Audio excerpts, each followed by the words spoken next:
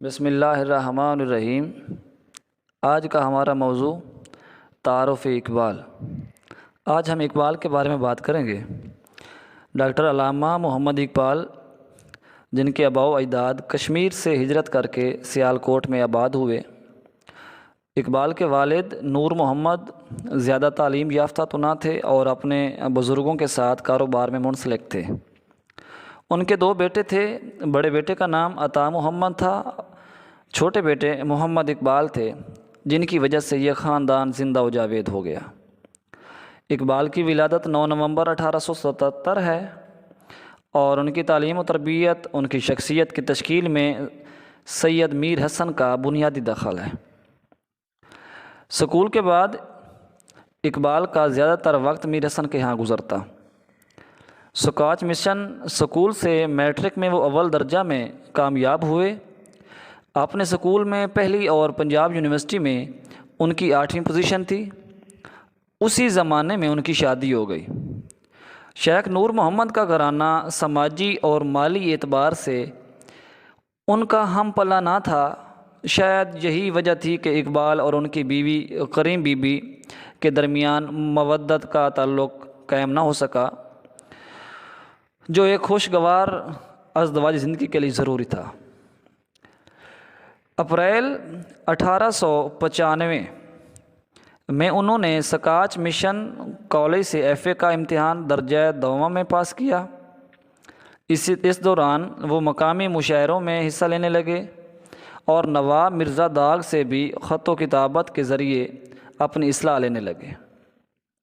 Be اے میں ان کے مضامین انگریزی، فلسفہ اور عربی تھے۔ 1897 میں انہوں نے درجہ دوم میں بی اے کا امتحان پاس کیا اور عربی میں اول آنے پر طلائی تمغہ بھی حاصل کیا۔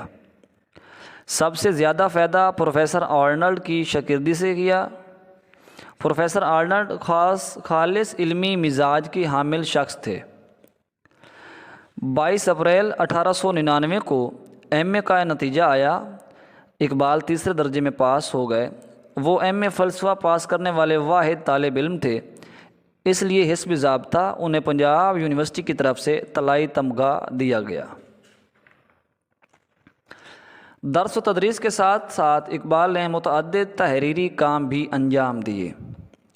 اورینٹل کالج میں وہ فلسفہ، منطق، اقتصادیات اور تاریخ کے مضامین پڑھاتے تھے۔ گورنمنٹ کالج میں وہ انگریزی اور فلسفے کا درس دیتے تھے۔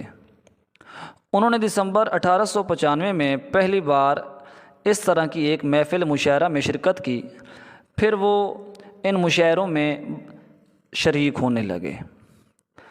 اقبال کی شعری صلاحیتوں کو دیکھتے ہوئے انہیں انجمن حمایت اسلام میں شامل کر لیا گیا۔ وہ ہر سال انجمن کے سالانہ جلسے میں نظم پیش کرنے لگے۔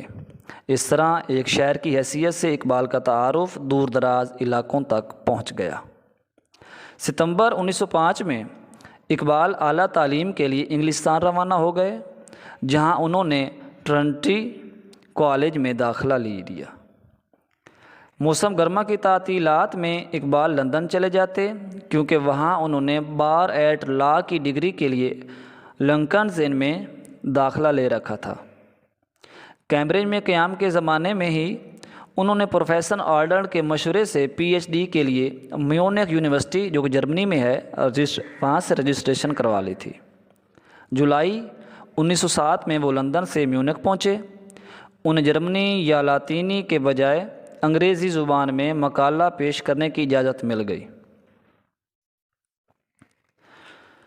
البتہ یہ شرط عائد کی گئی کہ انہیں 3 ماہ تک جرمنی میں مقیم رہ کر جرمن زبان سیکھنی ہوگی، کیونکہ زبانی امتحان جرمن میں ہوگا۔ چنانچہ انہوں نے مقالہ جمع کرا دیا اور زبان سیکھنے کے لیے میونخ سے ہائیڈلبرگ چلے گئے۔ 1 جولائی 1908 کو انہوں نے لنکنز ان سے بار ایٹ لاء کی ڈگری حاصل کی اور وہ جولائی کے پہلے ہفتے میں واپس ہندوستان روانہ ہو گئے۔ اقبال کی زندگی میں قیام یورپ کے 3 سال نہایت اہمیت رکھتے ہیں۔ یورپ سے واپس آ کر اقبال نے وکالت کا آغاز لاہور کی ضلع کچہری سے کیا۔ ولایت سے واپسی پر کئی جانب سے ملازمتوں کی پیشکش ہوئی، مگر انہوں نے وکالت کے آزاد پیشے پر اکتفا کیا، لیکن وہ زیادہ مقدمات نہیں لیتے تھے اور زیادہ وقت شعر گوئی میں صرف کرتے تھے۔ 1910 میں انہوں نے لاہور میں مقیم ایک کشمیری گھرانے کی خاتون سردار بیگم سے عقد ثانی کر لیا۔ ابھی رخصتی نہ ہوئی تھی کہ ایک گمنام خط میں سردار بیگم کے چال چلن کو مشکوک ٹھہرایا گیا تو اقبال پریشان ہوئے۔ 1913 کے ابتدائی دنوں میں بعض احباب کی کوششوں سے لدھیانہ کی مختار بیگم سے عقد ثالث ہوا۔ تحقیق کرنے پر پتہ چلا کہ گمنام خط کسی وکیل نے لکھا تھا جو اپنے بیٹے کی شادی سردار بیگم سے کرنے کا خواہش مند تھا۔ اقبال بہت نادم ہوئے۔ اگست یا ستمبر 1913 میں سردار بیگم سے تجدید نکاح کے بعد اسے گھر میں لا بسایا۔ اس کے بعد اٹلی نے دور بعد میں یہ ان کی ایک ایسا نظموں کا دور آ رہا ہے، ان کی تحریروں کا دور آ رہا ہے کہ جب وہ پرآشوب زمانہ تھا، طرابلس کا علاقہ ترکوں کی سلطنت عثمانی کا حصہ بنا۔ اٹلی نے 1912 میں طرابلس پر حملہ کر دیا، بہت سے مسلمان جام شہادت نوش کر گئے۔ اس زمانے کی متعدد نظموں میں مثلاً شکوہ ہے جو کہ 1911 میں، شمع اور شعر ہے جو کہ 1912 اور جواب شکوہ 1912 کی وجہ سے علامہ اقبال بقول عبد المجید سالک کے اسلامی ہند کی آنکھ کا تارا بن گئے۔ علامہ اقبال کا مزاج سیاسی نہیں، عالمانہ اور شاعرانہ تھا، تاہم وہ سیاسیات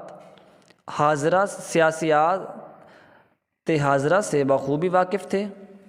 1925 میں بعض دوستوں کے اصرار پر انہوں نے پنجاب کی مجلس قانون ساز کے الیکشن میں حصہ لیا اور 3 سال کے لیے رکن منتخب ہو گئے۔ 1921 کے عشرہ کے زمانہ میں اقبال کے لیے انتہائی مصروفیت کا یہ دور تھا۔